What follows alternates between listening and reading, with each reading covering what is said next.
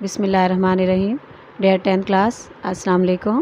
آج آپ کے ساتھ اردو کا یہ تیسرا لیکچر ہے جو کہ سبق ملمہ کے بارے میں ہے. سبق ملمہ کی مصنفہ ہاجرہ مسرور ہے جو کہ ایک افسانہ نگار ہے. 17 جنوری 1929 کو لکھنؤ میں پیدا ہوئی اور آپ کے والد کا نام ڈاکٹر تحور علی خان تھا.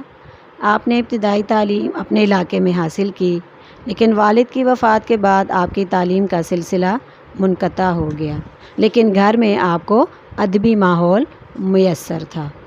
1941 میں آپ کا پہلا افسانہ لاوارث لاش عبدالحلیم شبلی کے رسالے خیام میں شائع ہوا، جو اردو ادب میں آپ کی پہچان بن گیا. تقسیم کے بعد اپنے خاندان کے ساتھ لاہور منتقل ہوئی اور خواتین افسانہ نگاروں میں آپ کو بہت شہرت حاصل ہوئی. آپ کے افسانوں کا زیادہ تر موضوع خواتین کے مسائل اور ان کی چھوٹی موٹی معاشرتی الجھنیں ہیں. ان کے تصانیف میں چرکے، ہائے اللہ، چوری چھپے، اندھیرے اجالے شامل ہیں، لیکن ان کے افسانوں کا مجموعہ سب افسانے میرے کے نام سے 1991 میں لاہور سے شائع ہوا. 1912 میں آپ کا انتقال کراچی میں ہوا اور وہیں دفن ہوئی.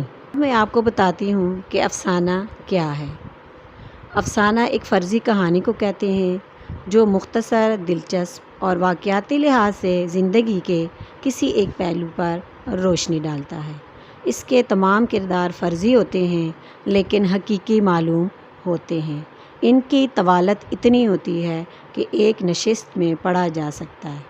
تاثر اس کی سب سے بڑی خوبی ہوتی ہے. ابھی ہم اپنا سبق شروع کرتے ہیں جو کہ مصنفہ نے ایک لڑکی سے شروع کیا ہے کہ وہ کس طرح اپنی اصلیت کو چھپاتی ہے، کیونکہ ملمہ کا لفظی مطلب ہے روپ دھارنا، خول چڑھانا، بھیس بدلنا یا اپنی اصلیت کو چھپانا.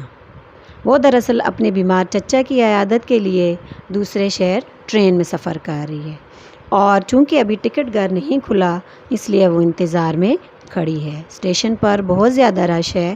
وہ کلی سے پوچھتی ہے، وہ بتاتا ہے کہ چونکہ یہ گاڑی ہمیشہ لیٹ آتی ہے اس لیے ٹکٹ گھر ابھی تک موجود ہے. وہ لڑکی بظاہر بہت غریب ہے لیکن اپنی اصلیت کو، اپنی غربت کو چھپاتی ہے اور اس نے ایک خوبصورت ریشمی برقع پہنا ہوتا ہے جو اس نے اپنی خالہ سے مانگا ہے، اور اس کے ہاتھ میں ایک خوبصورت بٹوا بھی ہے جو اس کی کسی سہیلی کا دیا ہوا تحفہ ہے. ابھی وہ انتظار کر رہی ہوتی ہے کہ اسٹیشن پر ایک خوبصورت نوجوان ایک قیمتی اوور کوٹ پہنے ہوئے اس کی طرف آ رہا ہے. شاید اس نے بھی کوئی ٹکٹ خریدنا تھا لیکن وہ لڑکی پر نظر ڈالتا ہوا آگے چلا گیا اور لڑکی سمجھ رہی تھی کہ یہ کوئی امیر زادہ ہے. جب ٹکٹ گھر کھلا اور اس نے ٹکٹ لیا اور گاڑی کا انتظار کرنے لگی، اتنی میں گاڑی آ گئی اور وہ اپنے 3rd کلاس ڈبے میں بیٹھنے لگی اور کلی کو سامان اٹھانے کو کہا. جب وہ 3rd کلاس میں بیٹھنے لگی تو اس نے پھر اس نوجوان کو دیکھا کہ وہ منہ میں سگریٹ دبائے اس کی طرف دیکھ رہا ہے. وہ جلدی سے نیچے اتری اور یہ چھپا رہی تھی کہ میں 3rd کلاس ڈبے میں بیٹھ رہی ہوں. وہ انٹر کلاس ڈبے میں بیٹھ گئی اور کلی کو سامان وہاں رکھنے کو کہا. ابھی وہ دروازے پر ہی کھڑی تھی کہ وہ نوجوان پھر اس کے سامنے آیا جس نے اپنے دونوں ہاتھ اپنی کوٹ کی جیبوں میں ڈالے ہوئے تھے. گاڑی چل پڑی تو وہ نوجوان بھی اسی ڈبے میں سوار ہوا. سارا راستہ وہ لڑکی خوفزدہ رہی کہ کہیں ٹکٹ چیکر آ کر ٹکٹ چیک نہ کر لے، اس طرح اس کی بے عزتی ہو جائے گی. اللہ اللہ کر کے اس کا سفر گزرا اور اپنے اسٹیشن پر اتری. وہ خوش تھی کہ اس کو اس نوجوان نے نہیں دیکھا، لیکن جب وہ گیٹ سے گزرنے لگی اور گیٹ کیپر کو 3rd کلاس کا ٹکٹ دکھانے لگی تو اچانک وہ نوجوان سامنے آ گیا اور اس کو 3rd کلاس کا ٹکٹ دیتے ہوئے دیکھ لیا. لڑکی بہت شرمندہ ہوئی اور وہ لڑکا مسکراتا ہوا آگے بڑھا. لڑکی اسی حالت میں اپنے چچا کے گھر پہنچ گئی، چائے پی، لیکن اس کا دل کسی کام میں نہیں لگ رہا تھا. اور وہ دھوپ کھانے کے لیے چھت پر چلی گئی۔ ابھی وہ ٹہل ہی رہی تھی کہ اچانک اس کی نظر پڑوس کے صحن پہ پڑی کہ کوئی نوجوان پرانی تہمت باندھے بانس کی کھری چارپائی پر لیٹا ہے۔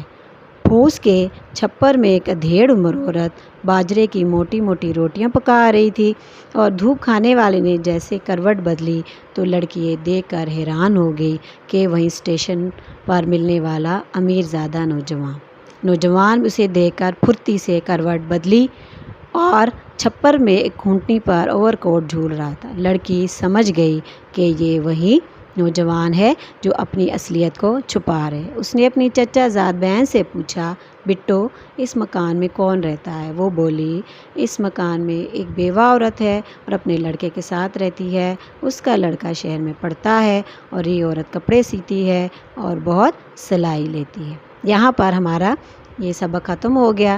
اس سے ہمیں یہ اندازہ ہوتا ہے کہ انسان کو کبھی بھی اپنی اصلیت نہیں چھپانی چاہیے، کیونکہ جب آپ اپنے اوپر ملمہ کاری کی کوشش کرتے ہیں تو بہت جلد ہماری آنکھوں کے سامنے سے پردہ ہٹ جاتا ہے اور پھر انسان کے پاس سوائے شرمندگی کے کچھ نہیں بچتا۔